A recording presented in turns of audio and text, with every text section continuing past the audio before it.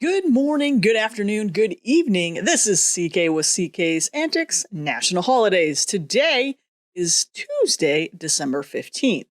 So, what is on the calendar for today? Well, let's take a look. All right, we have International Tea Day, National Cat Herders Day, National Cupcake Day, and National Wear Your Pearls Day. Ooh, those sound like some very fun, interesting holidays. So let's see what we have up first. Okay, it's International Tea Day. So what is International Tea Day? Well, it's a day to celebrate tea. And why are we celebrating tea? Well, we're celebrating the health benefits, economic importance, and of course, the cultural heritage of tea itself. So, tea was first discovered around 4,000 years ago in China by Emperor Nunxin. And then 350 AD, a Chinese dictionary mentions tea for the first time with the name Erhya. 1211, Japanese Buddhist Elsai pens the Japanese book on tea titled Kicha Yogoki, which is translated as Book of Tea Sanitation.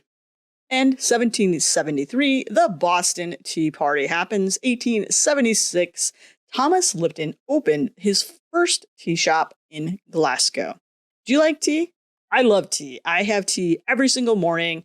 My morning ritual is I get up, I go to the kitchen, and I immediately turn on my water kettle to get my water all boiled and ready to go because I love tea in the morning when I eat my breakfast. So, love some tea. But we're not done talking about tea because there's some other interesting facts about tea that I wanted to share. Here they are.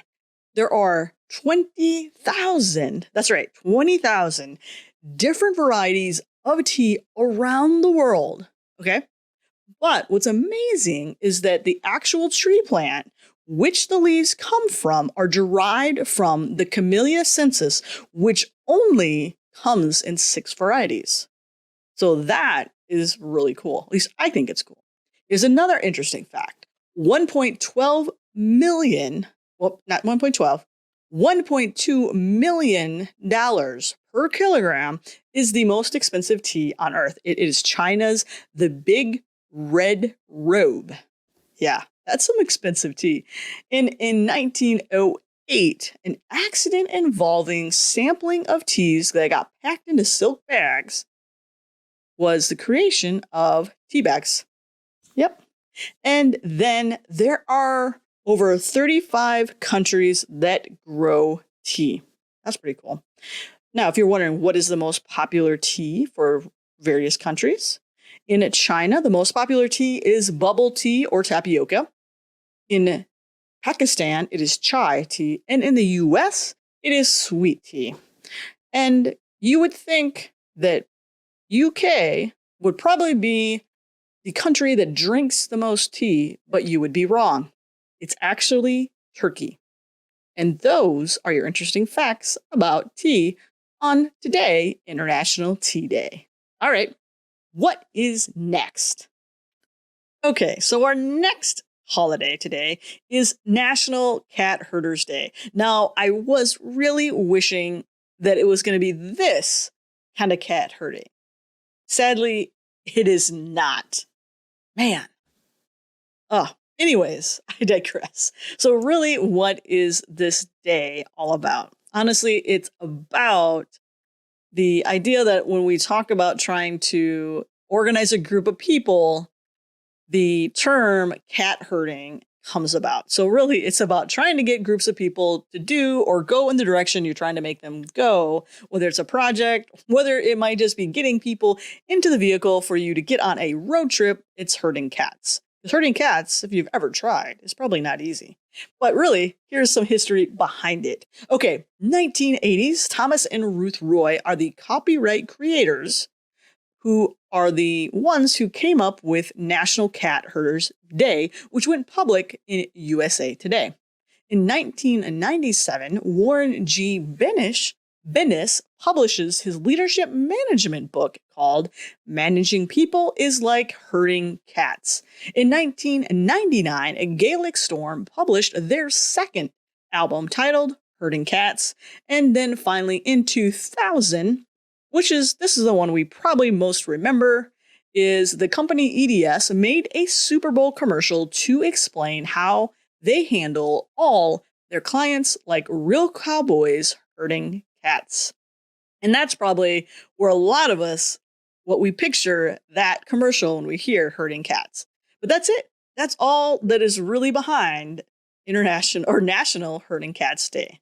So hopefully you found that interesting. And I'm sorry, it's not this kind of cat herding. Oh well. What do we have next to talk about? Ooh, next up, National Cupcake Day. Who doesn't like a food-related holiday, especially when it's a sweet food? Okay, let's talk cupcakes. 1796. Bearing resembles to English fairy cakes. Yep, English fairy cakes, that's a thing. Cupcakes were enjoyed throughout the 17th century and 18th century. So I'm curious to know now what English fairy cakes are, if they're supposed to be like bearing the resemblance of that, but who knows? We'll see. 1828, the earliest written reference of the cupcake appears in Eliza Leslie's 75 Receipts for Pastry, Cakes, and Sweet Meats. 1919, Hostess starts mass producing its first snack cake, which of course they called Cupcake. 1950s, Winston Churchill is the first person to suggest that cupcakes should be frosted. Okay, let's just take a little pause here before we go on to the next historical fact. What did happen? What happened? What's happening here? Did cupcakes not have frosting up until then? Or was it not common for them to have frosting? That's crazy. I think that's crazy because I've never really considered a cupcake without frosting at all. Okay, so yeah. Do you think that's weird? I think that's weird. Okay, anyways. 2005, Sprinkles Cupcakes, the first ever cupcake-only bakery, opens in Beverly Hills. So back to the whole frosting on cupcakes. Do you like frosting on cupcakes? Is the question. That's the main question. Do you like frosting on cupcakes? Yes or no? And what kind of frosting do you like? Because I hear some people are really like turned against certain frostings and really like others. And up until now, I only thought there were two frostings, like buttercream and like whipped cream or something like that. But I found out after I Googled how many frostings are there, I had responses that came back around 6 or 7. So I went with the most recent article that was written, and it listed 6 types of frosting. Here they are: glaze, ganache, royal icing, whipped cream, cooked frosting, and of course, buttercream frosting. So if you actually knew this, wow, you are a winner in my book. So after you've heard those, where do you fall? Do you like frosting? And if so, which frosting do you prefer on your cupcakes? And is there a frosting that if it's on your cupcake, you're like, nope, sorry, I can't eat that. Or you're just gonna have to scrape it off because you're not gonna have it. I'm curious to know. Also, how do you like your cupcakes? Do you like your cupcakes to like have the frosting like piled real high? Or like just a nice little layer? Yeah. Okay, that's it. That's all I have about cupcakes that I really wanted to ask. And now let's move on to our last national holiday for today. And our final holiday for today is National Wear Your Pearls Day. This was conceived by the best-selling author Deanna Bookart, and it always falls on December 15th.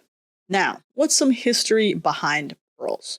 Well, pearls have a pretty long history. So pearls were presented as gifts to Chinese royalty as early as 2300 BC. While in ancient Rome, the pearl was considered the ultimate status symbol. And get this, in the 1st century BC, Julius Caesar passed a law limiting the wear of a pearl to only those of the ruling classes. Now, a fragment of pearl jewelry was actually found on a sarcophagus of a Persian princess that dates back to 420 BC, which is now on display in the Louvre in Paris. So, before the advent of cultured pearls, meaning basically manufactured pearls, the Persian Gulf was the center of the pearl trade, and it was a source of wealth in the region long before the discovery of oil. And this picture right here is actually one I took. It's actually from Qatar, Doha Bay, which here is right by the waterfront, and it's the picture of an oyster or a pearl inside of an oyster. This is a famous little kind of landscape that you'll see if you're ever in Doha, Qatar. Yep, if you just Google, like legit, if you just Google pearl oyster sculpture, like Dubai, this will come up because that's where it's near. So, yep. But that picture is mine. I took that one. It's not a stock photo. Anyways, more on the oyster. So, the son of a Japanese noodle chef, Kokichi Mikimoto, creates the world's first cultured pearl by introducing an irritant into the oyster to stimulate it to form a pearl. And that's truly how pearls are formed, is the sand and all that grit gets into the oyster and it irritates it. And over time, it basically polishes all that stuff into a nice little pearl. That's how pearls are formed. But that's pretty cool that's how he figured out how to create pearls. And then finally, in 2015, the first national Wear Your Pearls Day happened. And truly, this is not just about physically wearing pearls. The whole point of this and why Deanna Booker started this was because she wanted folks to take a time and celebrate what makes you, you. Just like the pearl, it comes through adversity and stuff happening to it. But at the end, what is result of all that trauma or hardship or just being through a tough time, what comes out of this is this beautiful jewel, this pearl. And that truly is what is behind National Wear Your Pearls Day. So take this day, and if you have pearls, go ahead, obviously wear them, but just remember that this is also about celebrating what makes you, you. And that is all I have for today's national holidays, Tuesday, December 15th. If you like these videos, make sure to like, comment, and subscribe. And join us back here tomorrow for another round of CK's Antics National Holidays. I'm your host, CK, and I'll see you all tomorrow. Bye-bye.